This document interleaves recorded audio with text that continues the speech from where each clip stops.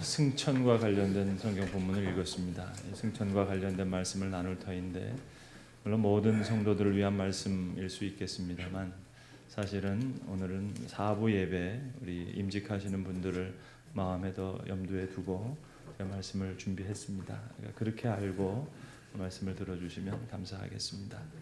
예수님께서 승천하시던 날 제자들은 말문이 막혀버렸습니다. 어쩔 줄 모르고 지금 서 있습니다.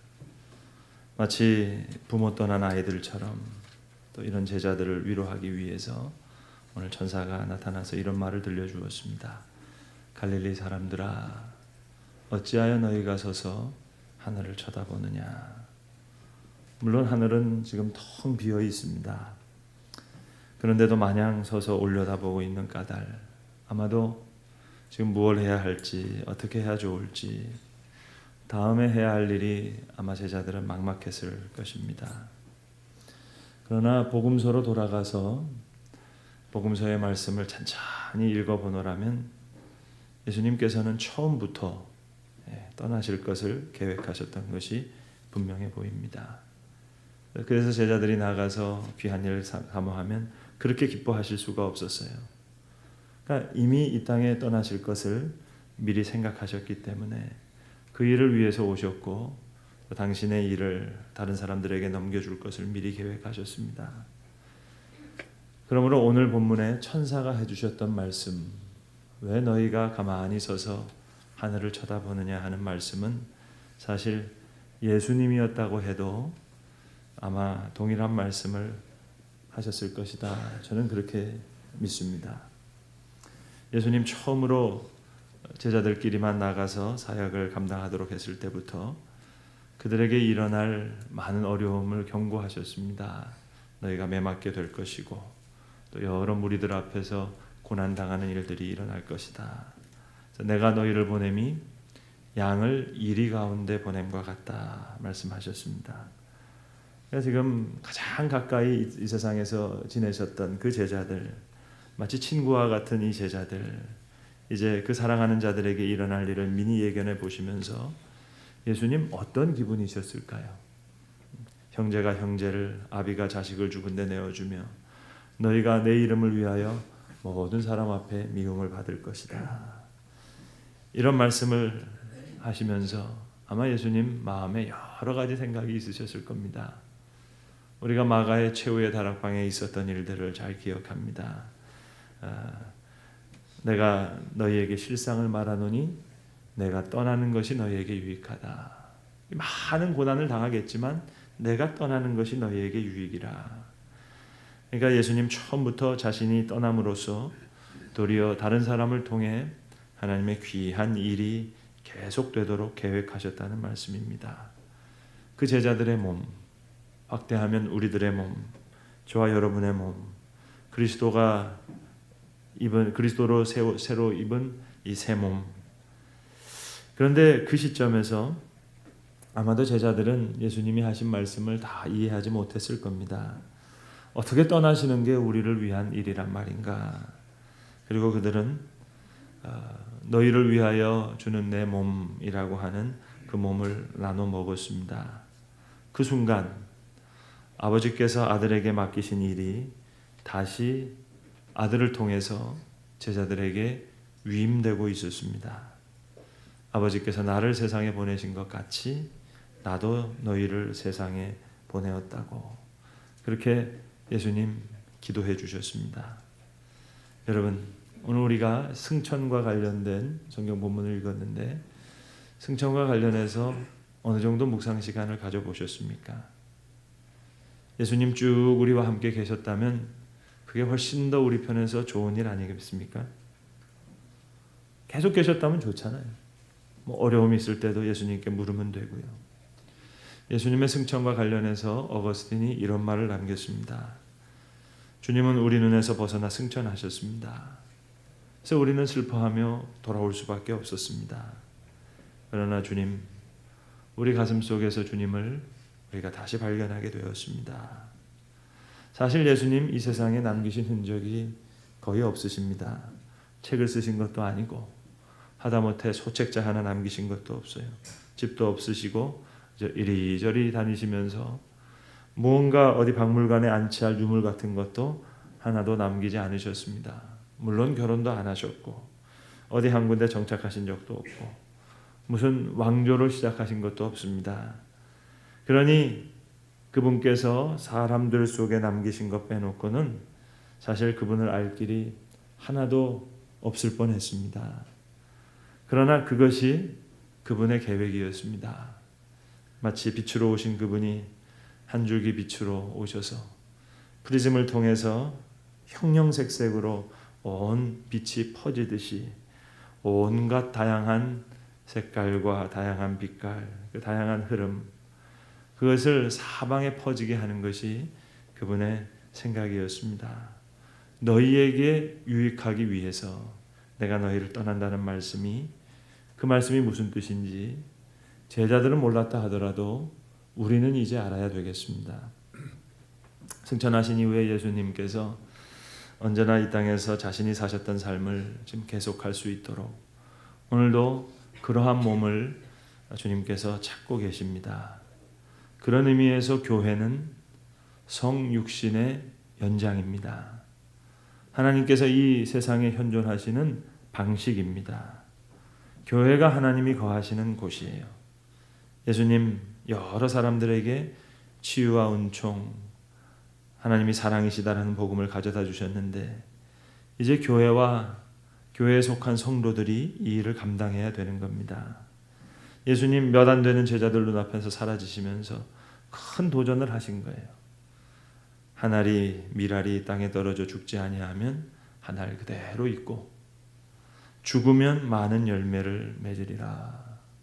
적어도 이론상으로는 그렇습니다. 그렇지만 여러분, 우리 솔직히 우리 현실 속에서 한번 생각해 봅시다. 오늘 본문에 나타난 하늘을 하염없이 쳐다보고 있는, 그리고 입을 벌리고 쳐다보고 있는 이 제자들의 처지, 우리의 처지와 비견할 만합니다. 예수님 도대체 이 큰 일을 그저 우리 손에만 맡기고 왜 떠나신 걸까요? 떠나시는 것이 유익하다는 말씀이 도대체 무슨 말씀일까요? 좌우지간 예수님께서 승천하셔서 우리를 떠나신 이 사건, 이것은 우리의 신앙과 영성에 풀기 어려운 숙제입니다.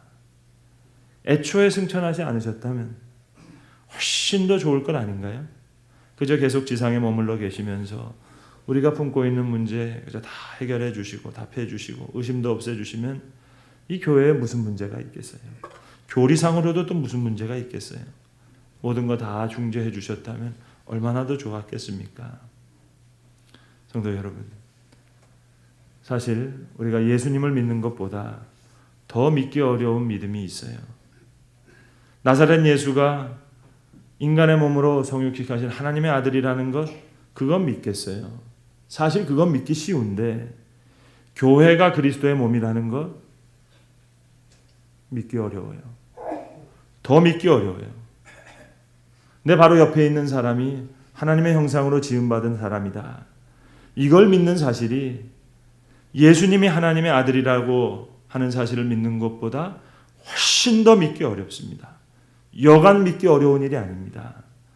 그러나 이것이 우리가 믿어야 할 내용이고 이것이 우리가 어떻게 살아야 하는지를 일러주는 사실입니다. 바울이 썼던 에베소서 3장 9절 이하에 보시면 하나님의 비밀한 경륜에 대해서 말씀하고 계십니다. 우주의 운명이 교회에 달려있다고 말씀합니다. 영원부터 만물을 창조하신 하나님 속에 감추어졌던 비밀의 경륜이 어떠한 것을 드러나게 하게 하시려고 이제 교회로 말미암아 하늘에 있는 통치자들과 권세들에게 하나님의 각종 지혜를 알게 하려 하심이니 곧 영원부터 우리 주 그리스도 예수 안에서 예정하신 뜻대로 하신 것이라. 아멘이지. 아멘, 아멘입니다. 여러분, 동서고금을 막론하고 모든 이방 종교들은 하늘에서 신들이 어떤 행동을 하면 그 행동이 이 땅에 영향을 준다 하는 그런 생각들이었습니다. 예컨대 제우스 신이 화가 나면 이 땅에 벼락을 치는 겁니다. 그게 이방 종교의 요지입니다. 위에서 그러면 밑에서 그렇다. 근데 예수님께서는 이걸 완전히 거꾸로 뒤집으셨어요. 너희가 땅에서 매면 하늘에서도 매일 것이고 땅에서 풀면 하늘에서도 풀리리라. 너희 말을 듣는 자는 곧 내 말을 듣는 것이요 너희를 저버리는 자는 곧 나를 저버리는 것이라. 땅에서 죄인 하나가 회개하면 하늘의 천사들이 기뻐하고 성령을 거역하는 불순종한 성도를 성령께서 말할 수 없는 탄식으로 한없이 슬퍼하신다 했습니다. 이 땅의 인간이 하는 일이 저 하늘에 영향을 미칩니다. 내 작은 기도가 하나님께는 결단코 가벼운 일이 아니에요.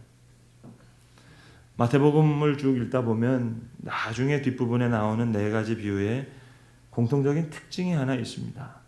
그 특징이 뭔 줄 아십니까?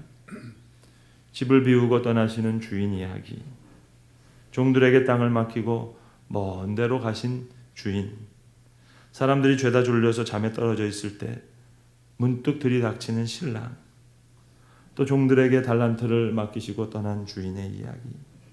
모든 이야기가 떠나는 주인이라고 하는 테마를 가지고 있어요. 어찌하여 너희가 서서 하늘을 쳐다보느냐, 깊이 생각하셔야 할 것입니다. 예수님께서 당신의 거룩한 왕국의 열쇠를 우리의 이 어설픈 손에 쥐어주고 떠나신 것입니다. 프레널리 오코노라고 하는 돌아가신 소설가가 있는데 여류소설가입니다. 이 여류소설가가 하루는 한 독자로부터 편지를 받았습니다. 이 오코노는 주로 천착한 주제가 인간의 죄악과 하나님의 구원이라는 주제를 가지고 장편소설도 쓰고 단편소설도 썼던 유명한 소설가였습니다. 한 독자가 이 오코노가 다루는 주제에 대해서 아주 비판적인 편지를 보낸 거예요. 죄와 구원에 대한 문제를 다루다 보니까 이 독자의 비판은 이런 거였습니다. 교회가 하나님의 나라를 세워가야 하는 것 아니냐. 그런데 이런 문제가 있다. 저런 문제가 있다. 아주 조목조목 비판하면서 편지를 보냈어요. 여류 작가였던 오코노가 아주 깊이 있는 답변을 담아서 다시 편지를 썼습니다. 한번 들어보시기 바랍니다.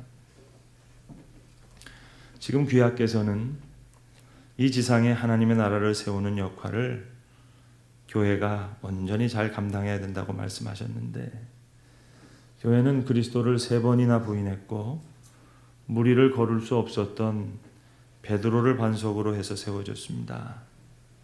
그런데 귀하께서는 교회더러 무리를 걸으라 하십니다. 인간이 하나님께서 애초에 창조하셨던 그 온전한 상태로 순식간에 돌아가라고 하는 말씀과 같은데 교회가 귀하가 원하시는 대로 만들려면 한 가지 방법이 있긴 있다고. 그것은 하나님께서 인간사의 기적을 통해서 마냥 끊임없이 참견하시면서 간섭하시면 그건 가능하다고. 그러나 하나님께서 인간사를 보시면서 2가지 선택의 기로에 서셨을 때 다른 편을 선택하셨다는 겁니다. 오코노의 이야기는 이것입니다. 한 단계 더 나아가요. 이 문제를 해결할 수 있는 하나님의 2가지 선택의 기로가 있었는데 하나님이 인간사에 끊임없이 기적을 통해서 직접 간섭하시는 것. 그러면 아무런 문제가 없죠. 그러나 다른 한 방법은 일찍이 아들이 택하신 방법처럼 아들이 십자가의 몸에 달려서 찢기고 상하셨던 것처럼 하나님도 오늘 계속 상하고 찢기고 못이 박히는 방법을 선택하셨다고. 하나님이 선택하신 2번째 길은 이 길이라는 겁니다. 아들 예수가 십자가형에서 남은 상흔을 그대로 지녔듯이 오늘도 하나님께서는 이 교회를 그리스도의 몸된 교회라 칭하시고 어설픈 자들의 손에 소중히 쥐어주시고는 그 몸의 모든 상처를 그대로 품으신다는 겁니다. 일일이 친히 간섭하셨던 편을 택하지 않으시고 어설픈 손에 소중한 것을 쥐어주시고 일찍이 아들을 십자가에 못 박으셨던 것처럼 아버지는 오늘로 상하시는 그 편을 택하셨다. 완전한 방법을 버리시고 불완전한 방법을 택하셨어요. 작가 오코너는 오늘날 교회의 이 어두운 문제를 그리고 성도들의 고약한 모습을 아들이 못 바뀌셨던 그 사랑과 같이 오늘 하나님께서 스스로 그 몸에 못 바뀌시는 사랑의 모습으로 해석한 겁니다. 여러분, 이게 더 믿기 어려운 일이에요. 예수님께서 하나님의 아들이 십자가에 달려서 고통당하신 그 사랑은 오히려 믿기가 쉬워요. 오늘도 하나님은 교회에 그 거룩한 이름을 맡기시고 오늘도 상처받으신다. 이 사랑 더 믿기가 어렵습니다. 성도 여러분, 그러니 그리스도의 몸된 교회에 대해서 함부로 생각하지 마세요. 교회는 그리스도를 3번이나 부인했고 우리를 걸을 수 없었던 그 베드로, 그 반석 위에 세워진 그리스도의 몸입니다. 하나님이 내 신앙의 아버지시라면 교회는 내 신앙의 어머니입니다. 아무리 찢기고 상해 있다 하더라도 교회는 내 신앙의 젖줄입니다. 아니, 내 신앙의 탯줄입니다. 생명줄이에요. 거기서 생명을 얻었어요. 그것이 내 믿음의 요람이었습니다. 너희는 왜 서서 하늘을 쳐다보고 있느냐? 그리스도의 교회 몸된 교회가 찢기고 상하는 한이 있더라도 일일이 간섭하시고 간구하시는 그 편을 택하지 아니하시고 어설픈 자들의 손에 소중한 것을 쥐어주시는 그 편을 택하셨어요. 자크 데리다가 이런 말을 했습니다. 눈의 본질은 보는 것이 아니라 눈물이라고요. 우리나라의 소설가 장정일도 비슷한 말을 했어요. 인간의 본질은 시시비비를 따지고 판단하고 식별하는 눈이 아니라 세상을 향해 흘릴 수 있는 눈물이라고요. 하나님께서 우리에게 맡기신 사명은 그 승천하신 예수님이 사라진 텅 빈 푸른 하늘을 바라보면서 그 하늘을 쳐다보면서 서 있는 것이 아닙니다. 오직 성령이 너희에게 임하시면 너희가 권능을 받고 예루살렘과 온 유대와 사마리아와 땅끝까지 이르러 내 증인이 되리라. 오늘 본문에 보시면 이 말씀을 마치시고 그들이 보는데 올려져 가시니 구름이 그를 가리어 보이지 않게 하더라. 이제 우리의 할 일, 여기 서서 하늘을 쳐다보는 게 아닌 이 땅에서 땀을 흘리는 겁니다. 합당한 증인이 못 되었다면 눈물을 흘려야죠. 눈의 본질은 보는 것이 아니라 눈물이라고 했으니까는요. 어쩌면 우리들의 사명도 눈을 들어 텅 빈 푸른 하늘을 바라보는 것이 아니라 이 땅의 교회와 성도들을 위해 눈물을 흘리는 것인지도 모르겠습니다. 우리 하늘 아버지, 그분도 우리와 교회를 위해서 눈물을 선택하셨어요. 승천하지 않으셨다면 아무런 문제도 없을 뻔했어요. 이런 골치 아픈 교회의 문제도 없을 거고요. 그러나 예수님은 우리를 떠나신 편을 선택하셨어요. 그리고 아픔을 선택하셨어요. 그리고 더 큰 눈물을 선택하셨어요. 완전한 방법을 버리시고 불완전한 방법을 택하셨어요. 승천하시면서 교회와 성도들 이 땅에 남겨놓으셨습니다. 이것이 이 땅의 교회를 향한 우리 하늘아버지의 사랑이에요. 왜 너희는 서서 하늘을 쳐다보느냐?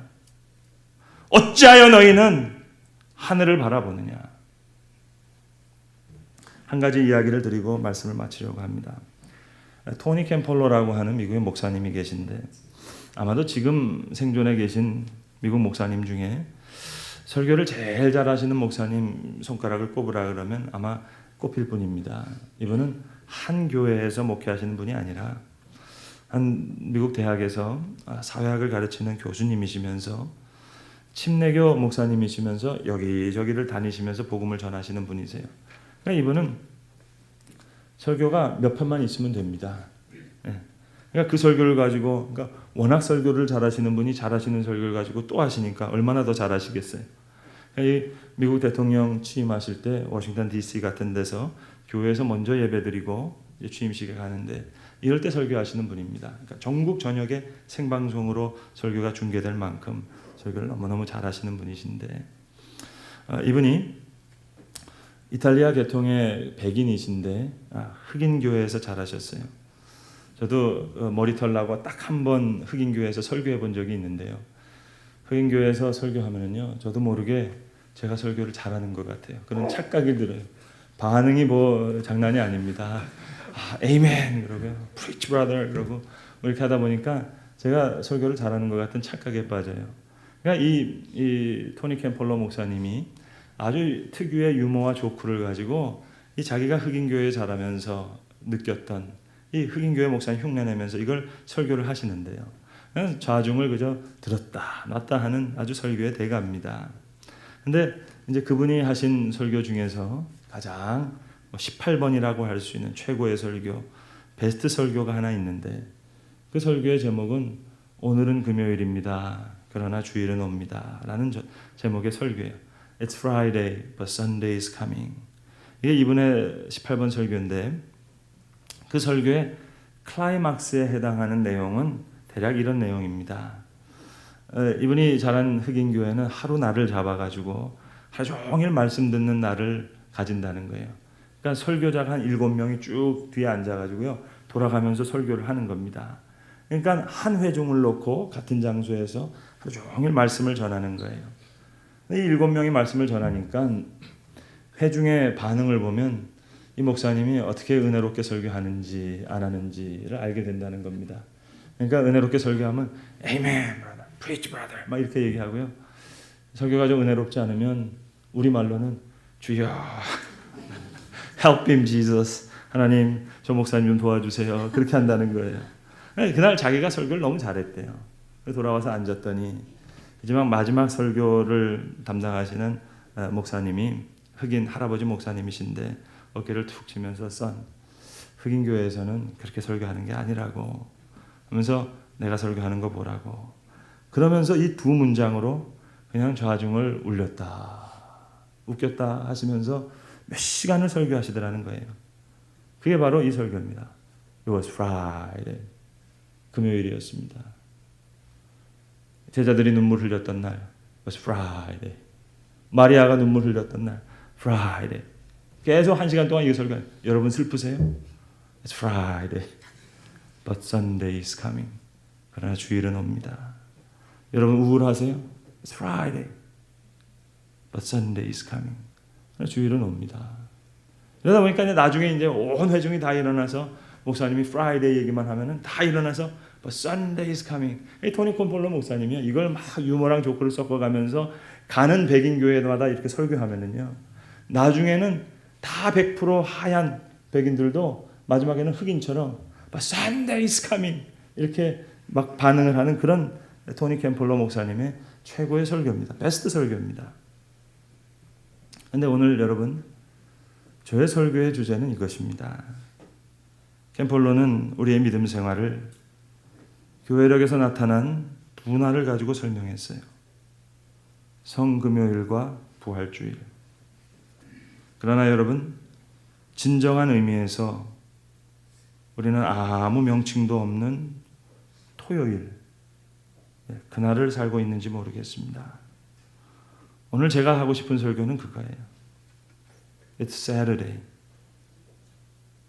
우리는 약속이 제기된 그 시간과 약속이 완성될 시간 사이를 삐걱거리면서 스쳐 지나가는 것 같지만 하나님께서 계획하신 우주적인 구원의 드라마의 차원에서 볼 때 우리는 아무런 명칭도 붙여지지 않는 중간적인 날, 토요일을 살고 있다는 사실을 여러분 기억하시길 바랍니다. It's Saturday. We are living in Saturday. 그것이 오늘 성경이 말씀하시는 승천의 의미라고 저는 믿습니다. 텅 빈 푸른 하늘을 바라보는 눈이 필요한 게 아닌 삐걱거리면서 스쳐져가는 이 성령의 시간, 이 교회의 시간을 우리는 때로 감사와 감격의 눈물로, 때로는 애통함의 눈물로 그렇게 살아내야 하는 것입니다. 기도하겠습니다. 아버지 하나님, 오늘 천사가 제자들에게 너희가 어찌하여 서서 하늘을 바라보느냐 하는 이 음성이 사실은 이 땅에 오실 때부터 떠나기를 계획하셨던 예수님께서 우리에게 주시고자 하시는 말씀인 줄로 우리가 믿습니다. 주님, 텅 빈 푸른 하늘을 바라보는 눈이 필요한 시대가 아니라 삐걱거리며 스쳐가는 듯한 이 성령의 시간, 교회의 시간을 주님 감격의 눈물로 또 애통함의 눈물로 살아낼 수 있도록 주님 오늘 이 귀한 말씀에 주님, 예수님을 하나님의 아들로 고백하는 그 믿음보다 이 교회를 그리스도의 몸으로 고백하는 그 믿음의 고백이 우리에게 훨씬 더 어려운 믿음의 고백이라는 숙제를 주께서 우리에게 주셨사오매 오늘도 주와 함께 오늘도 하나님의 사랑과 함께 주께서 허락하신 이 교회를 사랑할 수 있는 주의 사람들 되게 하시옵소서. 우리 주 예수 그리스도의 이름으로 기도합니다. 아멘.